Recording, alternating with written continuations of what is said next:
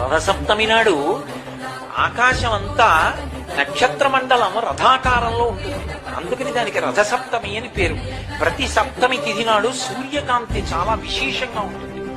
అటువంటి సప్తమి తిథి నాడు రథసప్తమి వచ్చినప్పుడు ఆ జిల్లేడాకులు రేగుపళ్ళు తల మీద పెట్టుకుని నమస్కారం చేసి సూర్యుడికి స్నానం చేస్తారు. ఎందుకు అంటే సూర్యబింబంలో ఉండేటటువంటి ప్రాణశక్తిని పుచ్చుకుని జిల్లేడాకు ఇక్కడ ఉండేటటువంటి గోరువెచ్చటి ఆ బ్రహ్మస్థానము నుండి ఆ లోపలికి ప్రసారం చేస్తుంది. దానివల్ల ఎదర వచ్చేటటువంటి విశేషమైనటువంటి వేడిని తట్టుకోవడానికి కావలసిన శక్తి వస్తుంది.